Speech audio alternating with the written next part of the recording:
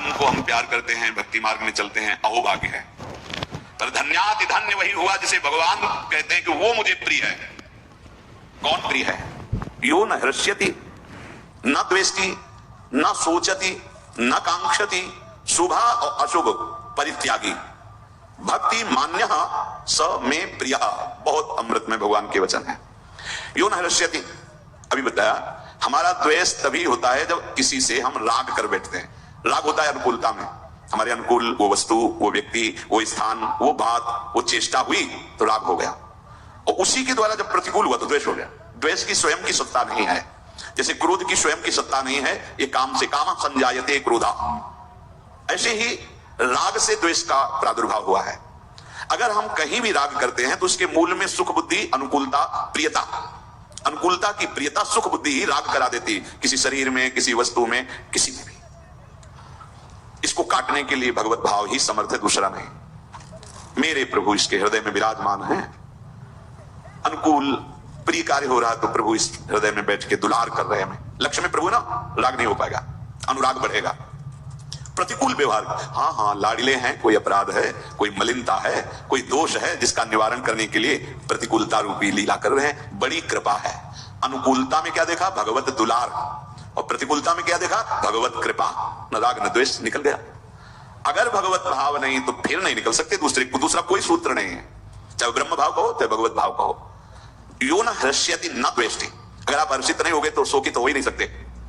और जितना आप जिस भोग में हर्षित होंगे लिख लो, उससे 100 गुना आपको शोकित होना पड़ेगा। लिख लो इस बात को। इसीलिए जो उपासक होता है बड़ी से बड़ी उपलब्धि में भी वो हर्षित नहीं होता, क्योंकि जानता है हर्षित होंगे तो रोना पड़ेगा, क्योंकि यहां टिकाऊ कुछ है नहीं, परिवर्तनशील है, नाशवान, छिन जाएगा, नष्ट हो जाएगा। शरीर से लेकर बाहर जितना वैभव है ये छिन जाएगा तुमसे।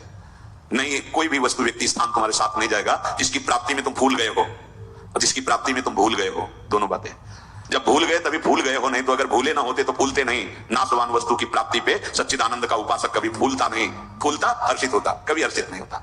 वो ब्रह्मा का पद भी उसके लिए कोई महत्व नहीं रखता। त्रिभुवन की राजलक्ष्मी देने पर भी जो आधे पल के लिए अपने प्रभु को ना भूले वही मां भागवत है, तो भूल कैसे सकता है? सांसारिक वस्तु, मायाकृत वस्तु, व्यक्ति, स्थान की प्राप्ति में अनुकूलता का बोध कैसे उसको हो सकता है? क्योंकि सच्चिदानंद का उपासक है वो, कोई त्रिगुणात्मिका माया का, प्रकृति का उपासक थोड़ी, वो परमात्मा का उपासक है। ओहो, यो न हर्ष्यति, भगवत प्रसाद रूप। उदासीनता उपासक का धन है, उदासीन अतिरही गोसाई। गोस्वामी जी ने बहुत बढ़िया वर्णन किया है। गिरा अर्थ जल बीत सम कहियत भिन्न न भिन्न, बंदों सीता राम पद जिन्हीं परम प्रिय खिन्न। कहीं भी नहीं, उदासीनता ही खिन्नता है। जो उदासीन रहता है वो उन्मनी अवस्था को प्राप्त हो जाता है। न हर्ष है, न शोक है, न लाभ है, न हानि है, न सुख है, न दुख है, एक अद्भुत आनंद। पूज्य राधा बाबा को आप देखिए, जब कभी आपको जहां वो विराजमान दिखेंगे तो ग्रीवा झुकी हुई, क्योंकि उन्मनी अवस्था, हर समय अपने आराध्य देव की लीला में, चिंतन में डूबे हुए, बाहर से बिल्कुल शून्य, व्यवहार शून्य। भाई जी महाराज, व्यवहार रत होते हुए भी उस अवस्था को प्रदान करने वाले जो बाबा को अवस्था प्राप्त है, वो भाई जी का प्रसाद, भाई जी की कृपा से प्राप्त हुआ, ये समझना है। अगर हम किसी भी लौकिक वस्तु की प्राप्ति में हर्षित होते हैं तो शोक को रोक नहीं पाएंगे।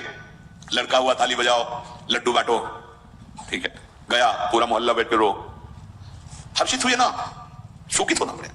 ये मिल गया, हर्षित हो गए, पार्टी मनाओ, नष्ट हुआ। वहीं बड़ी विचित्र लीला है, हरि दिखा रहे हैं फिर भी समझ।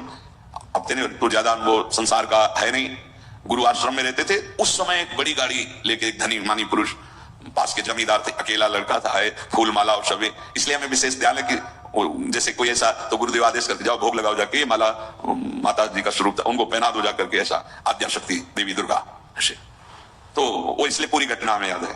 तो बहुत आनंदित, तो मिठाई बट रही और स्वस्तिक का चिन्ह गाड़ी में और सब क्या क्या, बहुत आनंदित देख रहे थे। 2 घंटा व्यतीत हुए, वहां से वो ढूंढी जा रहे थे, ढूंढी घाट गंगा जी का, और बहुत बड़े महापुरुष वहां विराजमान थे, स्वामी श्री आत्मा प्रकाश, एक से एक सिद्धों का गढ़ गंगा किनारा। मोड़ में हर्षोल्लास में न संभाल पाया ड्राइवर और गाड़ी, किसी को चोट नहीं आई, केवल उनका लड़का जो एक था वही पधार गया। सूचना अभी जो वो हाहाकार, 15-20 दिन बाद उनके माता पिता पुनः आए थे, गुरुजी से भाव रखते थे। अरे हालत जो हमने देखा था उत्साह, उससे 100 गुना बढ़कर, क्या कहो अनंत गुना बढ़ के, मतलब वो जी रहे थे, बस जी रहे थे, प्राण चल रहे थे, शोका में झुलस रहे। हे यहाँ कुछ टिकाऊ नहीं, भगवान कह रहे हैं अशाश्वतम, नाशवान, परिवर्तनशील, दुखालयम, सब कुछ दुख देने वाला। कितना हर्षोल्लास मना रहे थे, ऐसा हो गया। बहुत यो न हृष्यति, भगवान की इच्छा, हर्ष नहीं करना लेकिन हर्षित होंगे।